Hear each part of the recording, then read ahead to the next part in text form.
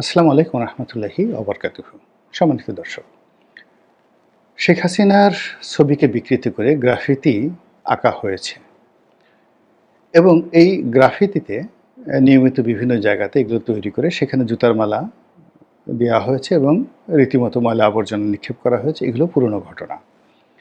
কিন্তু শেখ হাসিনার সেই যে গ্রাফিতি বা বিকৃত যে ছবি, সেই ছবি ময়লার বাক্সের উপর সেটে, অর্থাৎ ময়লার বাক্সগুলো বা ডাস্টবিন যেটা আমাদের রাস্তাঘাটে থাকে, সেই ডাস্টবিনে শেখ হাসিনা সেই গ্রাফিতি রেখে সেই শেখ হাসিনার নামে সেই শেখ হাসিনা ডাস্টবিন এটি স্থাপন করে এই বাংলাদেশে ময়লা আবর্জনা সেখানে ফেলা হচ্ছে এবং এই জিনিসটি সরকারিভাবে হোক, বেসরকারিভাবে হোক কিংবা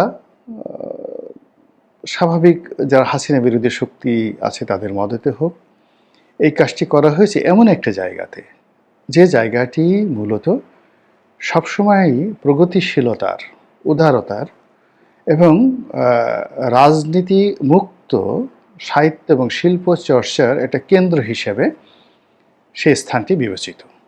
আপনারা জানেন যে আমাদের যে ২১-এর বইমেলাটি হয়, এখন এই বইমেলাটি হয় মূলত বাংলা একাডেমির প্রাঙ্গণ, তার সঙ্গে সঙ্গে এটার পরিধি বাড়ানোর জন্য তার উল্টো দিকে সরোয়ার্দী উদ্যানে হচ্ছে। তো বাংলা একাডেমির যে জায়গাটি, এটি পাকিস্তান জমানাতে গভর্নর হাউস ছিল এবং বাংলাদেশের যে পাকিস্তান জমানার যে ইতিহাস এবং সেই ইতিহাসে বাঙালিদের যে আশা আকাঙ্ক্ষা, বাঙালিদের যে স্বাধীনতার চেতনা এবং সার্বভৌমত্ব লাভের যে আগ্রহ, তার সঙ্গে সঙ্গে বাংলা ভাষা, সাহিত্য এবং সংস্কৃতি এটির জন্য যে আন্দোলন, সেই আন্দোলনের যে সূতিকাগার, সেই সূতিকাগারের ঢাকা বিশ্ববিদ্যালয় এবং সেই সূতিকারের সঙ্গে যে বাড়িটির কন্ট্রাডিকশন ছিল সেটা হলো এই গভর্নর হাউস, এবং সেই গভর্নর হাউসটিকে পরবর্তীতে বাংলা একাডেমিতে রূপান্তরিত করা হয় এবং সেখানে বইমেলা চালু রয়েছে এবং বাংলাদেশের এই বইমেলা ২১শে ফেব্রুয়ারি বইমেলা পৃথিবীর নাম করা যে কটি বইমেলা রয়েছে তার মধ্যে ঐতিহ্যগতভাবে নাম্বার 1। অর্থাৎ একটা মেলার পিছনে একটি ইতিহাস আছে এবং সেই ইতিহাসের সঙ্গে একটি ভাষা জড়িত।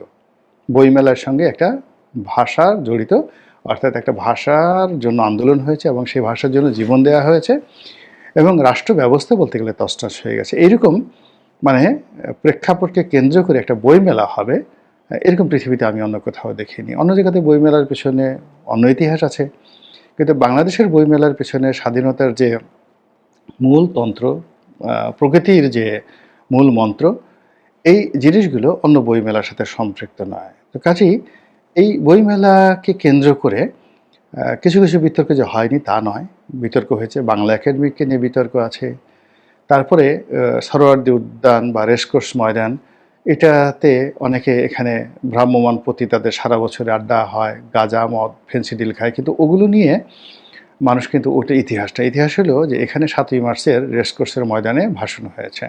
এই রেসকোর্সের ময়দানে বা এই সরোয়ার্দী উদ্যানে এখানে স্বাধীনতা স্তম্ভ রয়েছে এবং তারও আগে এখানে গণ আদালত বসেছিল সেই শহীদ জননী জাহানারা ইমামের নেতৃত্বে, এবং সেই গণ আদালত থেকে যাদেরকে মৃত্যুদণ্ড দেওয়া হয়েছিল সেটাই পরবর্তীতে বাংলাদেশে ইতিহাস সৃষ্টি করেছিল আদালতের রায়ের মাধ্যমে তাদেরকে বিচার করার জন্য।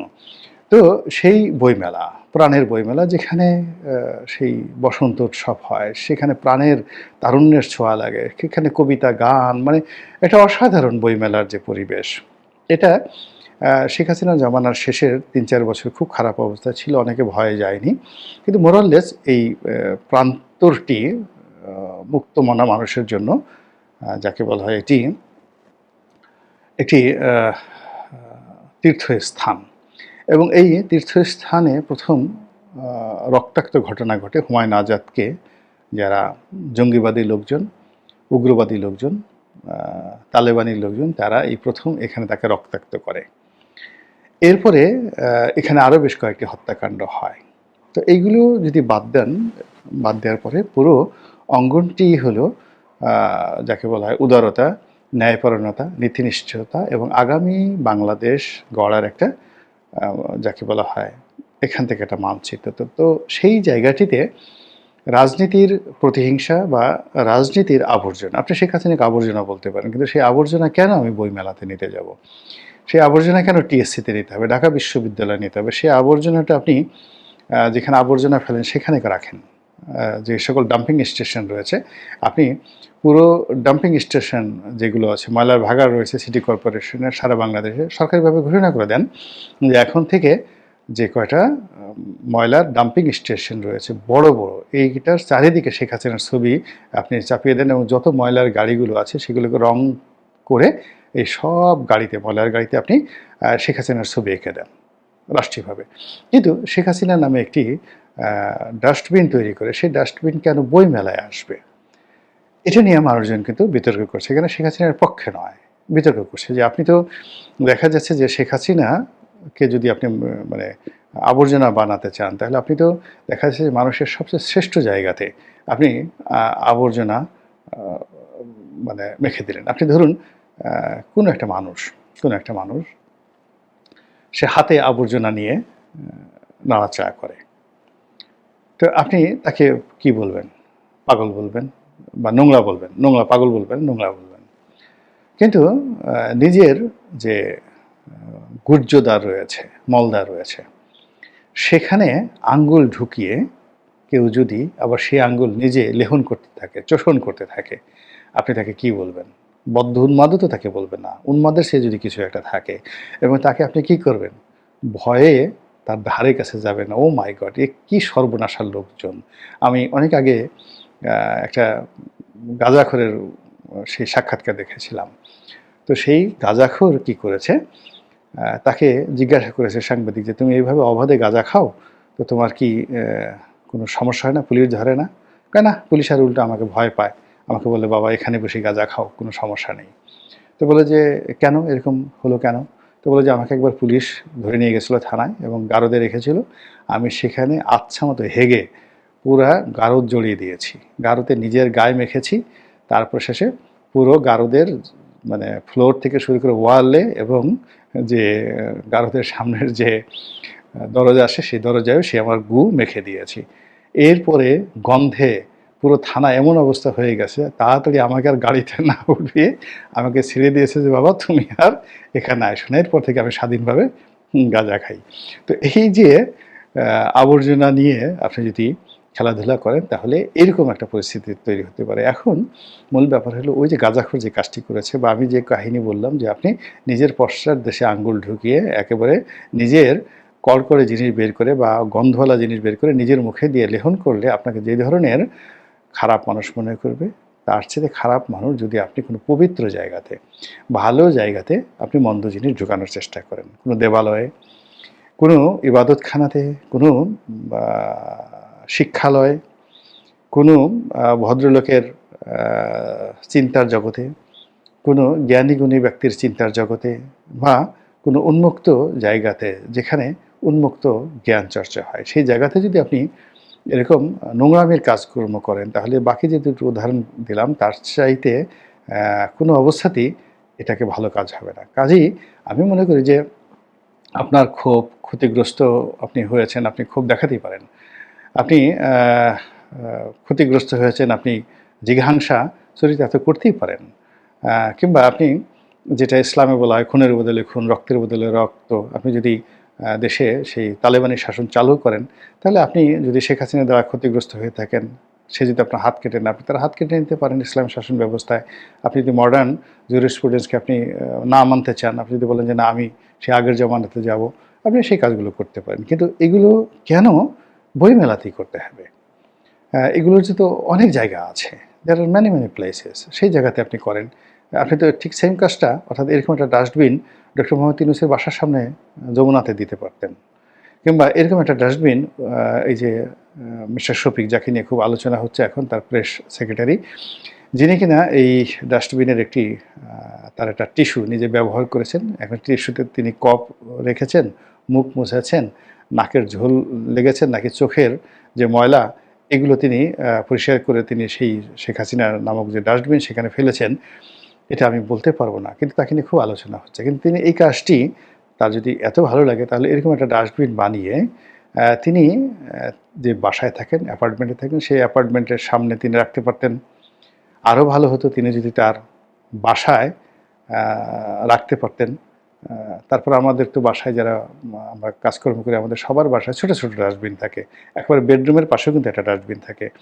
আ ছোট, ছোট অনেক সুন্দর, সুন্দর। তো এই জিনিসগুলো ডক্টর মিস্টার শফিক তিনি এরকম তার বেডরুমের জন্য, তার বাথরুমের জন্য এরকম তিনি শেখ হাসিনা নামে একটা ডাস্টবিন রাখতে পারতেন এবং সেখানে ইচ্ছে করলে তিনি তার যে টয়লেট পেপার, টিস্যু পেপার, এমনকি স্যানিটারি যে ন্যাপকিনগুলো রয়েছে, তার পরিবারে যারা মহিলা সদস্য রয়েছেন তারাও এই জিনিসগুলো কিন্তু এখানে রাখতে পারত। কেউ কিন্তু এটা নিয়ে কিন্তু আম আ আলোচনা করত না এবং সমালোচনা এটা তার ব্যক্তিগত বিষয়। তিনি তার টাকা দিয়ে তিনি কিনবেন, তিনি তার নিজের ঘরের মধ্যে রাখবেন, তিনি তার অ্যাপার্টমেন্টের সামনে রাখবেন। তো এটা তার ব্যক্তিগত। আর সরকারি হিসাবে যদি হয় তাহলে সরকারি যে অফিস আদালতগুলো রয়েছে সে যেগুলো সরকারের সরাসরি কর্তৃত্বাধীন তারা বিচার বিভাগে পারবেন না, কিন্তু তাদের তো এক্সিকিউটিভ ডিপার্টমেন্ট রয়েছে। তারা প্রথমত প্রত্যেকটা উপদেষ্টার রুমের মধ্যে এরকম একটা ডাস্টবিন স্থাপন করতে পারেন, বাথরুমে স্থাপন করতে পারতেন। তারপর শেষে সচিবালয়ের সব জায়গাতে এগুলো ব্যবহার করতে পারতেন। পুলিশ আইজি সাহেব থেকে শুরু করে আরও যেখানে, যেখানে তাদের কমান্ড আছে সব জায়গাতে তারা এই জিনিসগুলো ব্যবহার করতে পারতেন। এখন আমাদের প্রশ্ন হলো যে সেইগুলোতে না করে কেন বইমেলাতে? তারপরে সব জায়গাতে যদি করার পরে খুব পপুলারিটি হতো এবং জনগণ দাবি জানাতো যে না আমরা বইমেলাতেও চাই। কিন্তু যে বইমেলাটাকে আমরা এরকমভাবে বিতর্কমুক্ত রাখার চেষ্টা করেছি এবং এই বইমেলাতে যারা এই বিভিন্ন সময়টিতে যত অপকর্ম করেছে সারা বাংলাদেশের মানুষ ঝাঁপিয়ে সেই জিনিসটির বিরুদ্ধে তারা কথা বলেছে। তো সেই জায়গাটাতে কেন আমার ডাস্টবিনটা রাখতে হবে এবং উদ্বোধন করতে হবে এই জায়গা দিয়ে? যদি উদ্বোধনটা এরকম হতো যে সেই যে বাংলাদেশের সবচেয়ে বড় আ ময়লা আবর্জনা রাখার যে ভাগা যেটি রয়েছে সেন্ট্রাল, এখন এটা কোথায় আছে? সায়দাবাদের দিকে একটা আছে, কলাবাগানে একটা আছে, পুরনো ঢাকাতে আছে বড়, বড়। তারপরে আপনার ইংলিশ রোডে একটা আছে। যেখানে আ সমস্ত ময়লার গাড়িগুলো আসে, এসে ওখানে ৩-৪ তলা বিল্ডিং ওর মধ্যে রাখে এবং ওখান থেকে আবার বড় গাড়িতে করে নিয়ে যাওয়া হয়। তো এই পুরো জিনিসগুলো কি আপনি করে ফেলেন না? সরকারি টাকা, রাষ্ট্রের টাকা, অসুবিধা নেই তো। আপনি এই কাজে হয়তো আপনার ২০০ কোটি টাকা খরচ যাবে। কিন্তু আপনার তো রাগ মিটলো। আপনি তো দেখাতে পারলেন যে শেখ হাসিনাকে আপনি পচিয়ে দিয়েছেন। ডাস্টবিনের গাড়িগুলো সব আপনি দরকার হলে আপনি আরও ১০০ টা নতুন গাড়ি কিনেন। নতুন গাড়ি কিনেন, একেবারে ঝকঝকে রোলস রয়েলস মডেলের গাড়ি কিনে সেই গাড়িতে আপনি ময়লা আবর্জনা টানেন। আপনাকে কে নিষেধ করেছে? আপনি সেই কাজগুলো করেন। কিন্তু বই মেলাতে কেন?